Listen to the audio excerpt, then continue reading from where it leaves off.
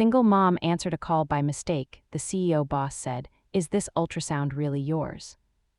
Before we get into the story, comment below where in the world you are watching from today, and if you like this story, don't forget to subscribe. The rain fell in relentless, slanting sheets against the grimy window of Hayes's kitchen, blurring the already bleak view of the alley below. It was a sound she had come to associate with the particular brand of despair that settled in her bones late at night, after her daughter, Lily, was asleep, and the silence of their tiny apartment became a suffocating weight. The bills were piled on the corner of the peeling Formica countertop, a leaning tower of final notices in stark red ink that seemed to mock the meager collection of tips she had smoothed out beside them. It was never enough. It felt like trying to fill the ocean with a thimble, a frantic, endless scooping that only left her hands empty and her spirit worn raw. Tonight, the familiar anxiety was sharpened by a newer, more visceral fear. Mark was out.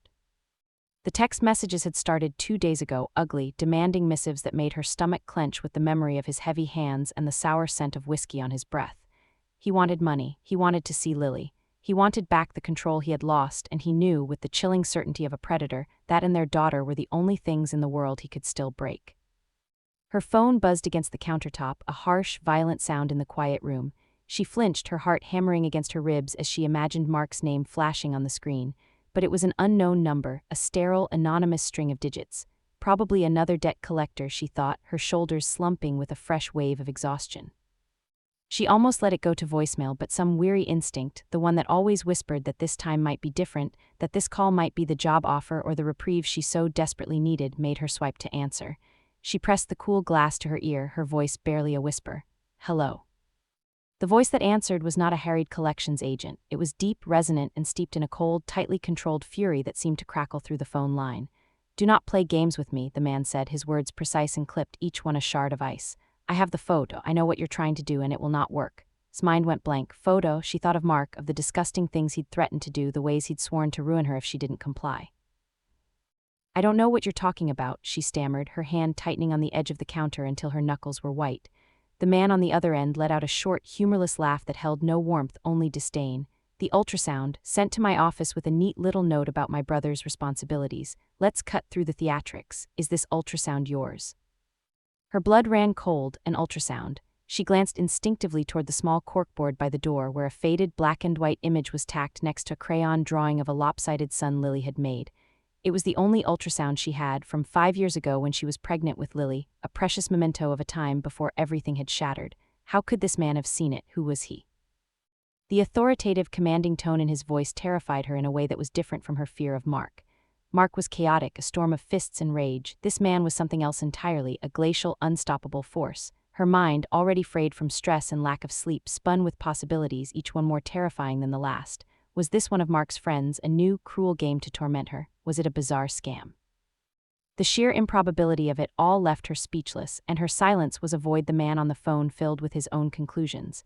Before she could find the words to deny it, to scream that he had the wrong person, he spoke again, his voice dropping slightly, the rage momentarily replaced by a sharp, assessing curiosity. Is this really yours? That was the moment the lie was born, not from intention but from pure, unadulterated terror. The words caught in her throat. A denial felt futile, as if this man could reach through the phone and see the truth anyway. An admission felt like jumping from a cliff, but in her panicked state it seemed like the only way to gain a second of footing to understand what was happening. Her stammered, noncommittal response, a weak questioning, what if it was all the confirmation he needed? There was a pause, a stretch of silence so heavy it felt like a physical presence in her kitchen.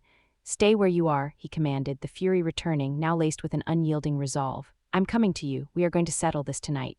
The line went dead, leaving trembling in the oppressive silence, the dial tone a mournful siren song for the life she had known just moments before. She didn't know who Christopher Rowland was or how he had breached the fragile walls of her world, but she knew, with a certainty that chilled her to the marrow, that nothing would ever be the same.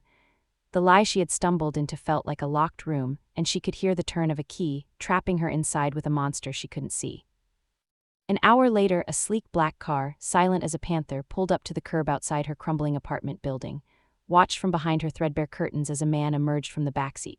He was tall, impeccably dressed in a dark suit that probably cost more than 6 months of her rent, and he moved with an economy of motion that spoke of innate power and confidence. Even from 3 stories up, she could feel the aura of command that surrounded him. He didn't look at the building as if assessing it, he looked at it as if he already owned it and was merely displeased by its condition. When the knock came at her door, it wasn't loud or aggressive, but a firm, solid rap of knuckles against wood that brooked no argument. It was the sound of an inevitable conclusion. Taking a deep, shuddering breath, she opened the door and Christopher Rowland stepped into her life, bringing with him the scent of expensive cologne, rain, and a danger so profound it was almost a physical force. His eyes, the color of stormy gray seas, swept over her, taking in her worn jeans, the faded band t-shirt, the tremor in her hands, and the desperate fear in her expression. His gaze was intelligent, analytical, and utterly unforgiving, and in that moment, Hayes knew she was no longer just a struggling single mother. She was a woman caught in the orbit of a dying star, destined to be either illuminated or incinerated. Christopher Rowland's assessment of the woman standing before him was swift and brutally efficient, a mental calculation refined by years of judging threats, opportunities, and deceptions. He had arrived expecting a calculating opportunist, a woman with hard eyes and a rehearsed story of romantic entanglement designed to extort his family. He was prepared for a negotiation, for thinly veiled threats, for the tiresome theater of greed. What he found was something entirely different, something that didn't fit the clean lines of his expectations. Hayes was not hard, she was brittle, looking as if a harsh word might shatter her into 1,000 pieces. Her apartment, clean but threadbare, smelled of baby powder and bleach, not the cloying perfume of a schemer. And then he saw the child, a small girl with wide, sleepy eyes and tangled hair, peeking out from behind her mother's legs. The sight of her, so small and vulnerable in this place of palpable desperation, acted as a powerful solvent, dissolving the last of his preconceived notions. This wasn't a shakedown. This was a mistake, a messy, complicated, and potentially dangerous mistake that had landed on his doorstep. His anger, a precise and useful tool, receded, replaced by something colder and more pragmatic, the instinct for absolute control. He no longer saw as an adversary, but as a liability. Her fear, her poverty, her connection, however accidental, to his family's private affairs made her a loose thread in the carefully woven tapestry of his world, and Christopher Rowland did not tolerate loose threads. "This is not what I expected," he stated, his voice a low rumble that filled the small room, his eyes moving from the ultrasound on the corkboard to the living, breathing child it represented, flinched at the sound, pulling her daughter closer. "Please," she whispered, her voice cracking. "I don't know who you are, I don't want any trouble." Chris stepped further into the apartment, his presence dwarfing the tiny space. He saw the eviction notice on the counter, barely hidden beneath a stack of coupons. He saw the worn-out soles of her sneakers by the door. He saw the truth not in her words, but in the landscape of her struggle. The lie she had told on the phone was irrelevant now, a panicked gasp in a sea of genuine terror. He made a decision with the same incisive speed he used to close billion-dollar deals. "You and your daughter will come with me," he said, not as a request but as a decree. "Your current circumstances are unacceptable. They represent a security risk I am not willing to entertain." Stared at him, incomprehension warring with a fresh wave of fear. "Go with you, I can't, I have a job, Lily has, we have a life here." A bitter, hollow laugh almost escaped her lips. A life. It was a pathetic collection of scraps, but they were her scraps. "Your life as it is over," he informed her, his tone leaving no room for argument. "I am providing you with a new one. It is temporary, a matter of security until I have resolved the situation with my brother. You will be safe, you will be comfortable, you will not be contacted by anyone you do not wish to be contacted by." His gaze flickered, and she knew he was talking about Mark. He saw everything. Within the hour, found herself being ushered into the back of his silent, cavernous car, Lily bundled in a blanket and sleeping against her chest. She felt as though she were being kidnapped, but it was the most luxurious, gentle abduction imaginable. They were taken to a penthouse apartment that seemed to occupy an entire floor of a gleaming glass tower overlooking the city. The space was vast, sterile, and beautiful, filled with minimalist furniture and floor-to-ceiling windows that displayed the glittering sprawl of the metropolis like a collection of captured stars. It was more space than she and Lily had ever had, yet it felt like the most opulent cage in the world. The days that followed were a surreal blend of temptation and resistance. A quiet, efficient woman named Mrs. Gable was assigned to them, anticipating their every need with unnerving prescience. The refrigerator was stocked with fresh food, a wardrobe of new clothes appeared in the closets, and a collection of beautiful, expensive toys was laid out in a room designated for Lily. The constant, grinding anxiety about money, about food, about keeping the lights on, simply vanished. Felt its absence like a phantom limb, a dull ache where a constant, throbbing pain used to be. For the first time in years, she slept through the night without waking in a cold sweat. She watched Lily blossom, her daughter's laughter echoing in the spacious rooms, a sound hadn't realized she had missed so desperately. This was the temptation, the seductive whisper of safety, the intoxicating allure of a life without fear. It was a poison she knew she shouldn't drink, but she was so profoundly thirsty. Her resistance was a quiet, stubborn thing. She refused to be cowed by Chris's wealth or his authority. When he visited, which he did almost every evening, their conversations were a tense ballet of probing questions and veiled answers. She was his prisoner, his protected charge, and she refused to let him forget the imbalance of their positions. Yet she found herself drawn into his world, a world of quiet power and unyielding control. She saw the way he watched Lily, a flicker of something unreadable in his cool gray eyes when her daughter showed him a new drawing or told him a rambling story about her day. It wasn't warmth, not exactly, but it was a focused, protective intensity that felt more genuine than any hollow pleasantry. He would listen to Lily with the same concentration he likely gave to his board of directors, and in those moments the formidable CEO, the intimidating stranger, would soften at the edges.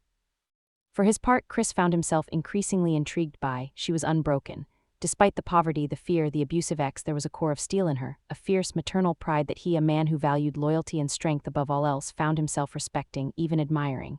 He saw the shadows in her eyes, but also the fire. She was a puzzle he hadn't intended to solve, but whose pieces he was now compelled to examine. The arrangement was meant to be one of control and protection, a sterile solution to a messy problem. But in the quiet, shared moments in that gilded cage, watching a little girl laugh while her mother watched him with wary, defiant eyes, something else began to take root, a dangerous, volatile attraction that threatened to unravel them both. The illusion of safety, as intoxicating and fragile as spun glass, shattered on a Tuesday afternoon. The underground garage of the penthouse was a cathedral of concrete and steel, the air cool and smelling faintly of exhaust and damp stone. Lily was chattering happily, her small hand tucked into, as they walked toward the sleek black car, and the driver, who waited patiently to take them to a park Chris had insisted was more secure. Had been lulled by the rhythm of their new life, the quiet predictability of it all. She had almost forgotten the jagged, desperate fear that had once been her constant companion. She had almost forgotten the monster she had run from, but monsters have a way of remembering. Mark stepped out from behind a thick concrete pillar, and the world tilted on its axis. He looked different, thinner, his eyes fever-bright with a desperate, manic energy. He was a cornered animal, and the sight of Lily, so clean and well cared for, seemed to ignite the frayed ends of his temper. "Look at you," he sneered, his voice a venomous rasp that echoed in the cavernous space. "Playing princess in your fancy new castle, did you think you could just hide from me?" Blood turned to ice. She reacted on pure instinct, shoving Lily behind her, her body forming a shield. "Mark, leave us alone," she pleaded, her voice trembling but firm. "You can't be here." His laugh was an ugly, broken thing. "I can be wherever I want, you're mine." "And he pointed a grimy finger at Lily, who had started to cry, "is mine too, we're leaving." He lunged for them, his hand snagging the sleeve of Lily's coat, screamed, a raw primal sound of pure terror, clawing at his arm, her nails digging into his skin. The driver was already moving, speaking urgently into his wrist, but he wasn't fast enough. It was a blur of motion, of shouting, of Lily's terrified sobs. And then, just as Mark's grip tightened, two other men, dressed in the same impeccable dark suits as all of Chris's staff, materialized from the shadows. They moved with a silent, brutal efficiency that was terrifying to behold. One man seized Mark's arm, twisting it behind his back with a sickening crack of bone, while the other subdued him with a single, precise blow to the neck. Mark crumpled to the ground, unconscious in a matter of seconds. Chris was there moments later, his face a mask of glacial fury. He didn't even glance at Mark's inert form on the concrete. His eyes were locked on her ashen face and the way she was clutching Lily so tightly the child could barely breathe. He saw the raw, visceral terror that had momentarily eclipsed everything else, and in it he saw a ghost from his own past. He knelt, ignoring the pristine crease of his trousers, and spoke to Lily, his voice improbably gentle. "It's all right, you're safe now. No one will ever hurt you." He then looked at, and for the first time she saw not a CEO or a powerful stranger, but a man haunted by something deep and broken. He had the unconscious Mark removed with a quiet, chilling command to his men, make sure he never finds his way back to anywhere. There was no ambiguity in his tone. He was not turning Mark over to the police. He was erasing him. Later that night, long after Lily was asleep, sat on the plush sofa, a blanket wrapped around her shoulders, though it did nothing to stop the tremors that racked her body. Chris stood by the vast window, a silhouette against the city lights, a glass of amber liquid in his hand. The silence between them was thick with unspoken questions and the metallic tang of violence. "What did you do to him?" she finally asked, her voice a hoarse whisper. He turned, his face unreadable in the dim light. "I removed a threat permanently." The finality of his words sent another shiver through her. This was the reality of his protection. It wasn't just money and security guards, it was a dark, ruthless power that operated outside the law, a power that could make a person simply disappear. She wanted to be horrified, and part of her was, but a stronger, more shameful part of her was awash with a profound, liberating relief. Mark was gone. The fear that had dictated every choice she had made for years was finally extinguished. Chris walked over and sat in the armchair opposite her, the space between them charged with a new, fragile intimacy.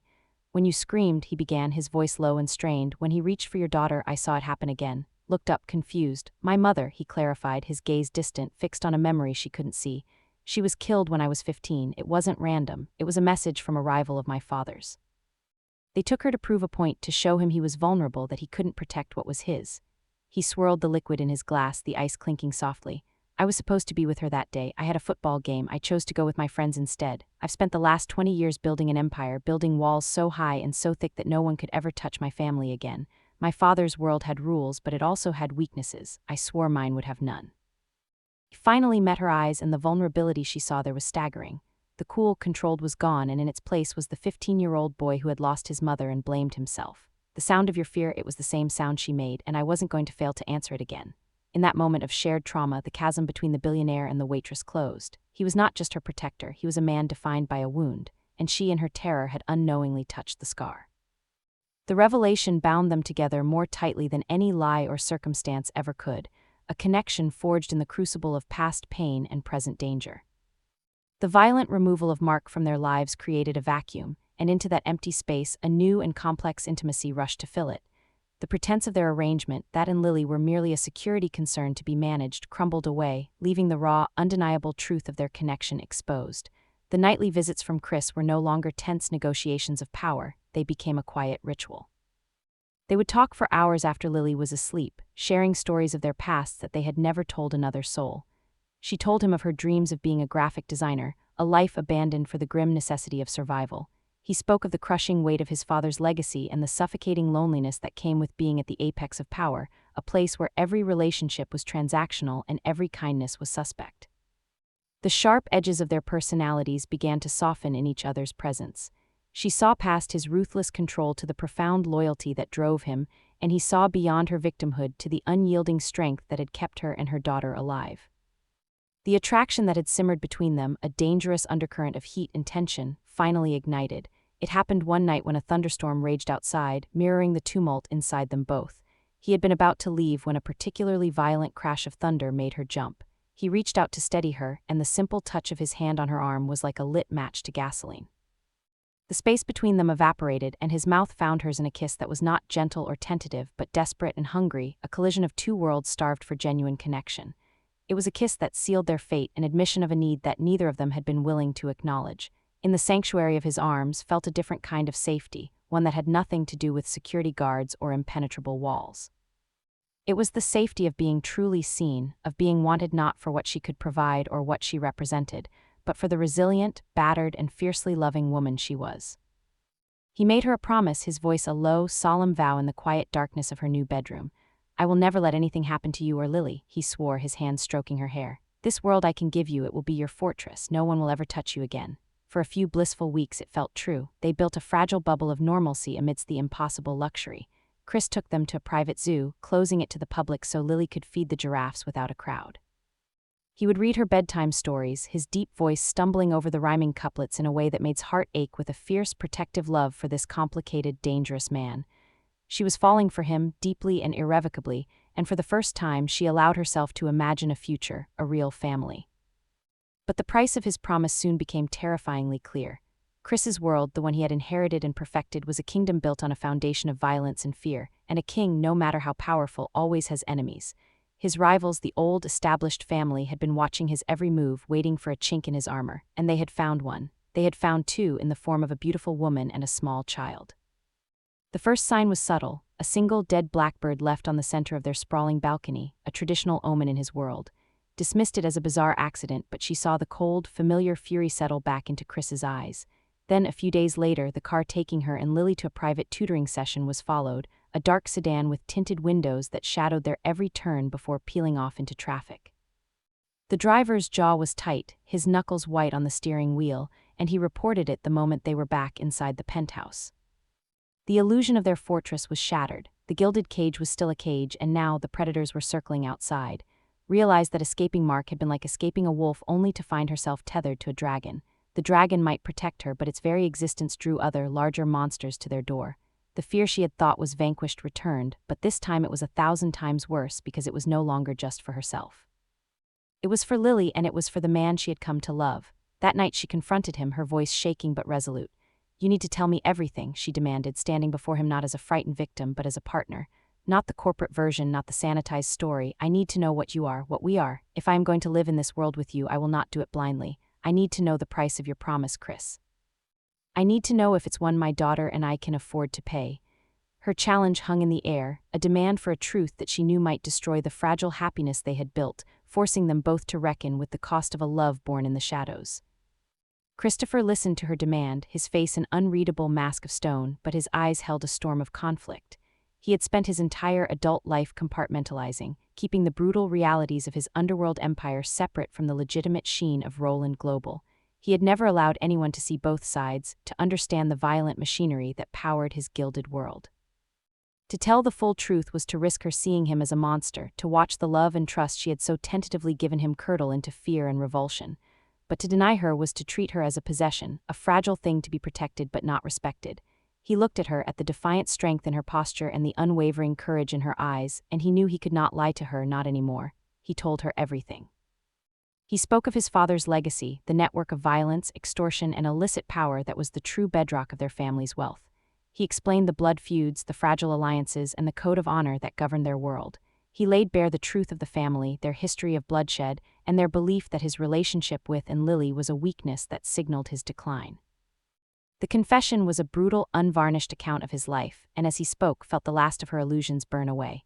The fear was real, a cold, heavy weight in her stomach, but beneath the fear was a strange, solidifying resolve. She had fallen in love with Christopher Roland, all of him, the gentle man who read to her daughter, the ruthless CEO who commanded boardrooms, and the dark king who ruled a hidden kingdom. To reject one part of him was to reject him entirely. "All right," she said when he had finished, her voice steady. "If this is our life, then we face it together." Her acceptance was a gift more precious than any jewel in his vast fortune. It was the absolution he never knew he was seeking, but their unified front was tested almost immediately. The Falcons, impatient and arrogant, made their final, desperate move. They didn't come with guns blazing. Their attack was far more cruel and calculated. While Chris was across town, lured away by a fabricated emergency at one of his shipping yards, they breached the penthouse. They bypassed his formidable security with inside help, a guard whose family they held hostage. Found herself face to face with Rico, the family's calculating patriarch, his two sons flanking him like well-dressed gargoyles. They didn't touch her. They didn't have to.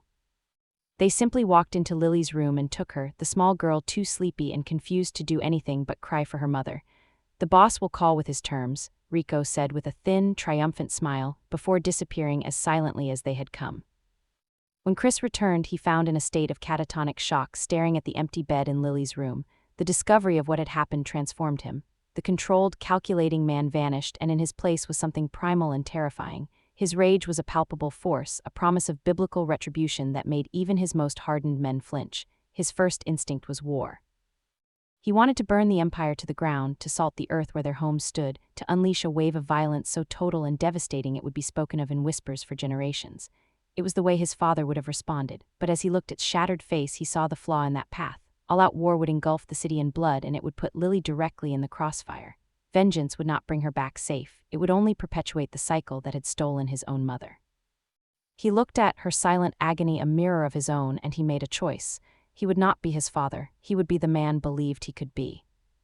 Instead of unleashing his soldiers, he unleashed his empire. He called in every favor, leveraged every politician, and weaponized every financial instrument at his disposal. In a matter of hours, a multi-pronged, silent assault began. Federal agents, acting on an anonymous but meticulously detailed tip, raided warehouses, seizing millions in contraband. The SEC launched a massive investigation into their front companies, freezing their assets and crippling their cash flow. Key political allies, swayed by photographic evidence of their corruption supplied by Chris's intelligence network, publicly disavowed them. He dismantled their kingdom not with bullets but with keystrokes and phone calls. Then and only then, with the family cornered, bankrupt, and stripped of their power, did he send his men. They didn't go to kill. They went to retrieve Lily and deliver a final, undeniable message. Rico, broken and defeated, gave up the child without a fight. When Chris brought Lily home, placing her back into his waiting arms, the reunion was a storm of tears and desperate, clinging hugs. Later, after Lily was safely asleep between them, Chris turned to in the quiet of the night. "It's over," he said, his voice heavy with the weight of the last 24 hours. "I cut the head off the snake without burning down the forest. I'm moving the last of my father's interests into legitimate channels. It will take time, but the violence ends, for you, for Lily. I'm building a new world, our world." She looked at him, at the exhaustion and love etched on his face, and saw the truth of his promise. He had been faced with the ultimate test and had chosen her, chosen their future over the pull of his dark past. He had not abandoned his power, but he had reshaped it, wielding it not for vengeance, but for protection. She reached out, her hand cupping his cheek. "I know," she whispered, her heart overflowing with a love that felt as strong and enduring as the city skyline outside their window.